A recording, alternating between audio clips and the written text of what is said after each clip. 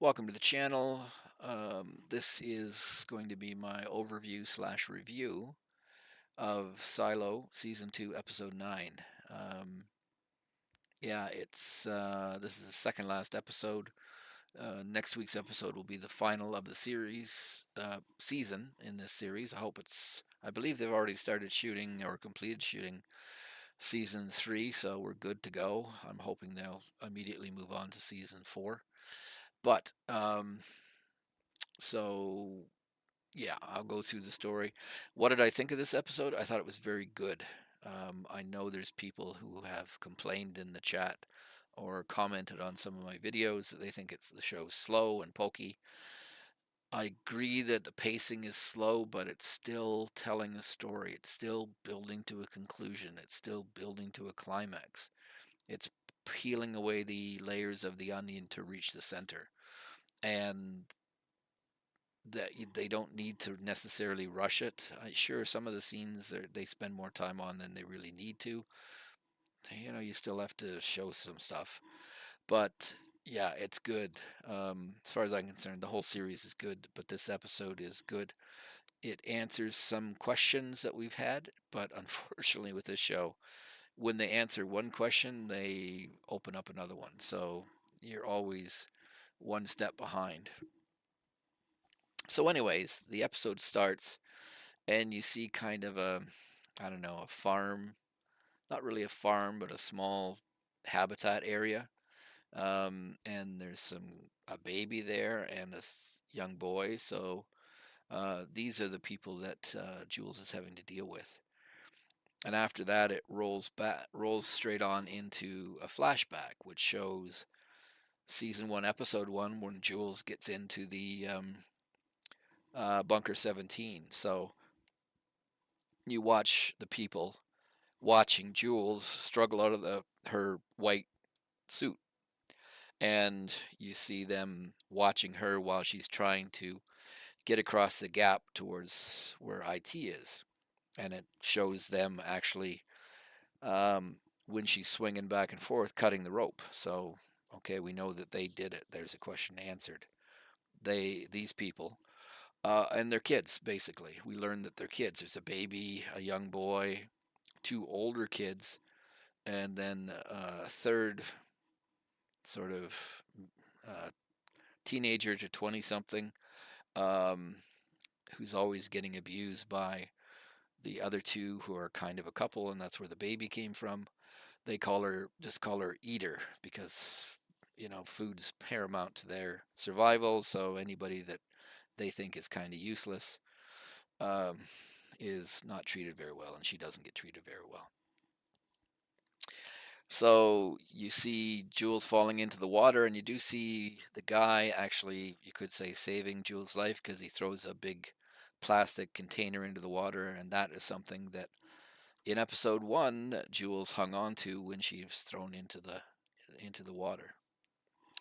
But the flashback, it continues, um, shows them sneaking up behind Solo. They call him the killer, and they want to kill him, or at least the one girl with the bow and arrow wants to kill him. But it shows them fighting, and it shows Jules' air hose getting cut and the rope, and that's why she had to ascend so quickly and almost gets the bends. Shows them shooting Solo with an arrow, and they eventually take Solo prisoner and pick him up and carry him away. The flashback continues all the way to cover the point where Jules is kind of creeping along with a pipe and a makeshift shield, finds a body, but it's an ambush from this eater kid. Anyways, Jules over her powers her, but the other kid with the bow and arrow comes up, and they want her to get into um, um, the place where IT, basically where Solo hides, because they want his food. So basically, they give an ultimatum that they're going to kill Solo if Jules doesn't get the door open. And of course, Jules doesn't know how the door is to be can be opened. She doesn't know the code. But this kid that's been branded the Eater basically teams up with Jules, and they go off to try to figure out how to get into the bunker. They understand that you get three attempts, and you get locked out if you hit the third attempt. Well, for some reason, they understand that the third attempt doesn't permanently lock you out, just locks you out for a day. Um, but we get a little bit more information of these kids, more or less their age. So they talk about their parents, and that their parents had parents as well. So they're kind of the grandkids or great grandkids, I haven't quite figured that out, of the people who we saw in episode 1 racing up the stairs to their doom. Um, Anyways, they start rooting around Jules and this kid. Jules stumbles across another suit, like hers, the white type, and this is where they'd figured out where Solo potentially lived, and I think you might remember when the judge is pressing Bernard to get her a suit. He mentions that all IT directors have their own suit, so that's where this came from. But Jules still wants her suit back. Um, then, as they're kind of talking away, the Eater mentions like how would they keep track, or Jules mentions how would they keep track of the numbers they tried. So she remembers the episode where they were in the school room, and that's when Solo was having his, talking about the kids and stuff like that, and people in the school. But Jules remembered she had erased part of the blackboard, and there was lists and numbers there, and that's what she finally figured out what they were for. They were the attempts to open the vault code. Um,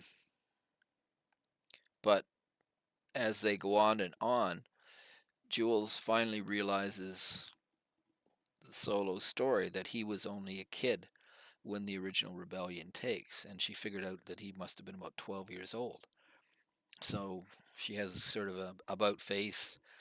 We learn a lot more about Solo in that aspect, and Jules is not quite as critical of him because she realizes that he was probably only about 12 years old when the rebellion happened, and she also figures out through when they're rooting around that Solo was the IT director's kid. He'd always claimed that he would have been appointed the Shadow, but in fact he was kind of only appointed because his parents got killed, so they basically threw him inside the vault and told him not to let anybody in. But one of the kid's parents actually got into the vault. They figured out the code. Unfortunately, Jules erased the right codes, but the parents got in. They were stealing food. Solo was like only 12 years old at the time, so he didn't know what to do. He was scared. They got into a food locker, and Solo closed the door and locked them in, so they probably suffocated. So he did actually kill the parents, but not that it's, in certain circumstances, what would somebody do when they were frightened? And um, he had seen these people kill other people before, like bringing them up to the door and saying, open the door or else we'll kill this guy, and then them actually killing them. So Jules comes back with the Eater and gets confronted by the Arrow Girl and her husband, and she says, I need to go in and speak to him, because she's starting to understand where Solo is coming from.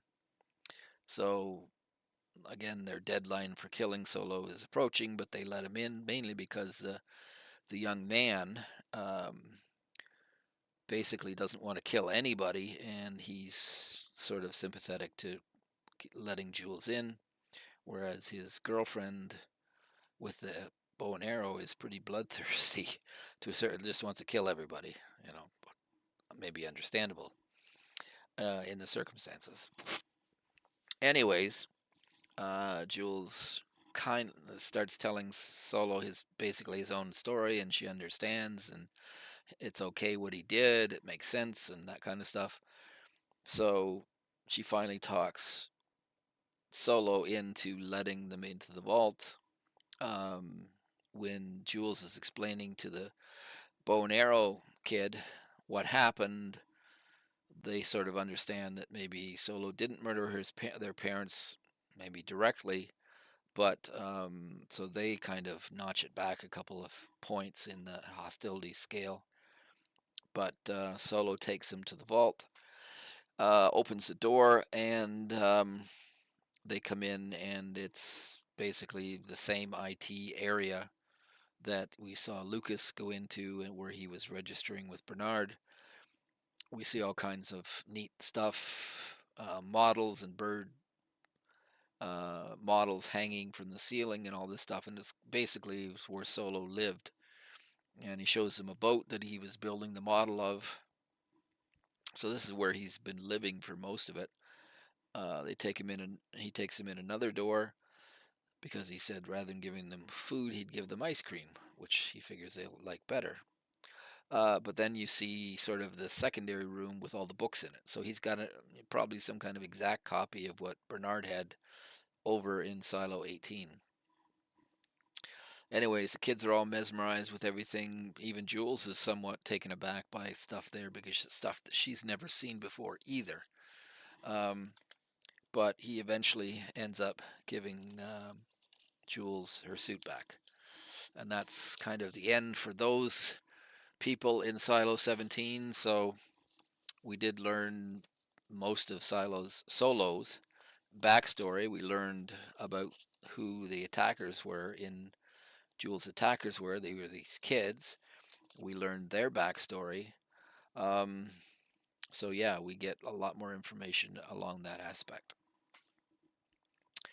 Um, so then we jump to Silo 18, and we have Lucas. He's still trying to transcode this message in code that Salvador Quinn has left behind. And you can see this on the screen. He gets this much of it. You've gotten this far. You already know the game is rigged. We're the chosen ones, but they're just one of many. The founders didn't build a single silo. They built 50.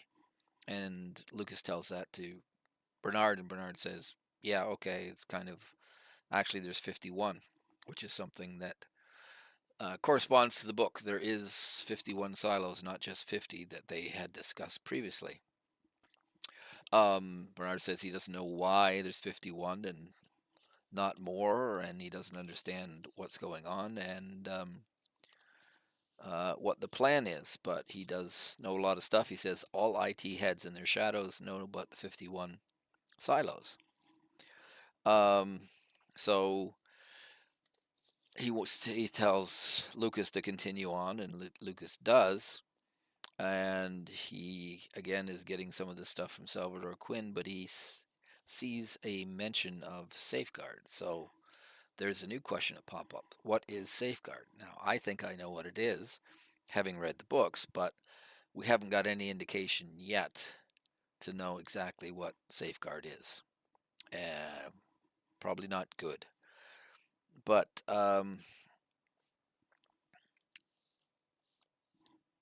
again, Lucas continues on trying to figure out where to go. And the final message that he codes is go down to the tunnels and you'll find out what's going on, kind of thing. So there's another reference to this tunnel that he had on the blueprints that he'd showed Bernard in an earlier episode. But Lucas basically, after leaving Bernard, he takes his copy of that he's using of the pack to translate stuff, and he takes it and gives it to his mother to hide, because he's still trying to get to the bottom of it. Now we switch Bernard. We see a shot of him sitting there watching Walker through this camera that he's told Walker to stay in her shop and leave the camera on and not tell anybody. But we hear Lucas tell Walker that they have Billings, the sheriff. So that's another blow for Bernard's team. Bernard, because he's lost the sheriff. He knew that before, but this kind of confirmation from it. Anyways, after Lucas dumps the book off to his mother, He goes down the stairs. He has to get through the the barricade at 120, and he does get through, but they kind of take him prisoner once he gets through the barricade down to the mechanical section, and Shirley comes up to, and he tells Shirley that he knows Jules, so Shirley basically frees him, and he tells her that he has to go down into the very bottom of the silo. Um, we also see that Knox figures that he knows who the traitor is, and he goes into Walker's shop and tells Walker that he knows who it is, and he mentions some woman. But I think it's actually he's setting up Walker to find out for sure if she's the Squealer, because he gives her some information about another raid that they're going to hold, and I think he's telling her that to find out whether that gets back to Bernard, and he would know for sure that she's the basically the traitor, the snitch. Um, so we see Knox and Shirley and Lucas going down into the bowels of the station, and you see um, Shirley tells him that there's only water down there, and Lucas says there may be, but he doesn't think it's very deep, so he's going to climb down. But what you see in the background the whole time is these big, like, wheels with teeth on them, which are, to me, is like drilling machines.